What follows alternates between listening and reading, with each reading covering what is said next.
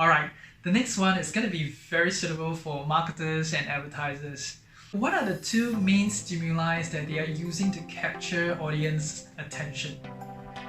Mainly sex and violence, right? However, what most don't know is sex and violence requires different pitch and they are contrary in nature. One is to fit in, the other is to stand out. So how do we use them to effectively persuade our audiences into seeing our greatest case or feature that we want them to see? First, we have to understand the behavior human exhibits when they feel threatened or in love, in a romance, okay?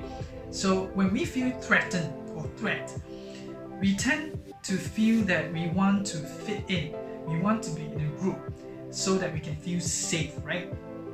And when we are in a romance, in love, we tend to want to stand out and avoid crowds, be exclusive, right?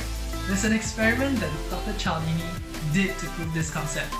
He did 2 advertisements to promote the San Francisco Museum of Modern Art.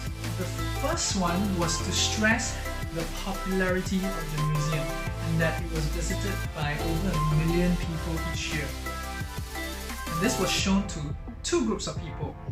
One group watched a horror movie and the other group watched a romantic movie prior to seeing the advertisement. And interestingly, the group that watched the horror movie has much more tendency to go to the museum. Okay.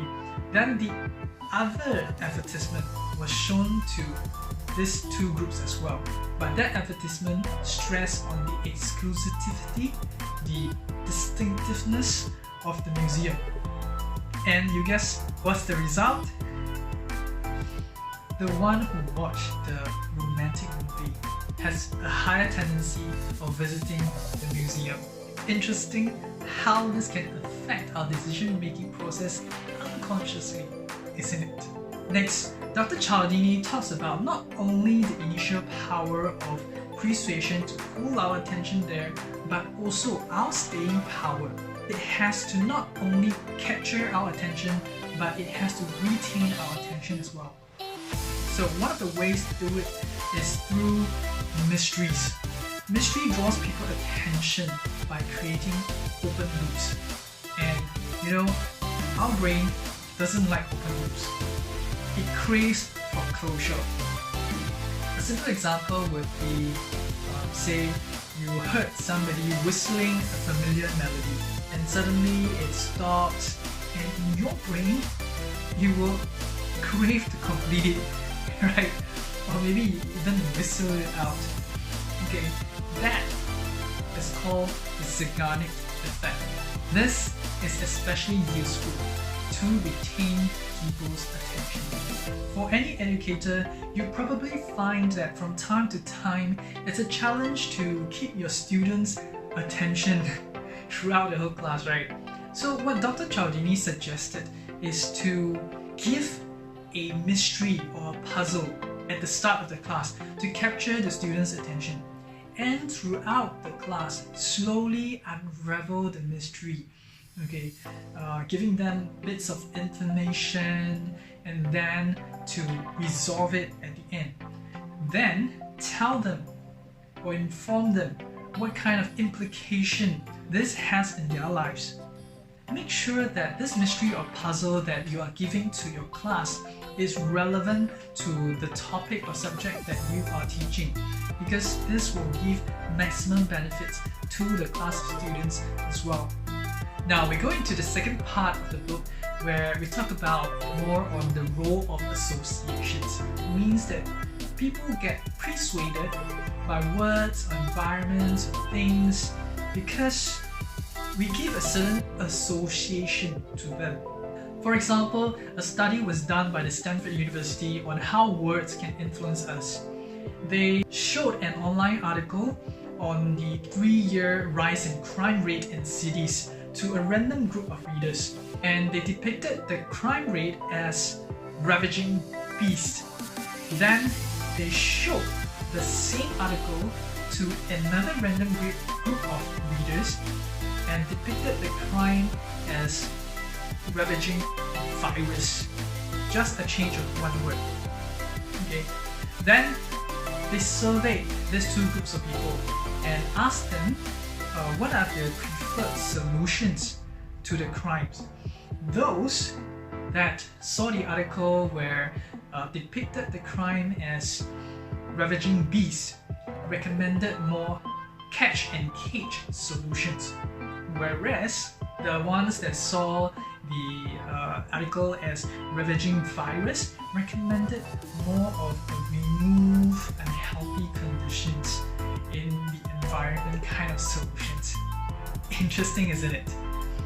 So, what are some of the words you think you can use to persuade your audience to think and relate to an idea, your concept or feature of your product that you want them to focus on? Now, there's an interesting study done in France about the power of place and how it can influence us to think in certain ways because of the cues that the place is dropping to us, to our unconscious mind. This study was done in a shopping mall.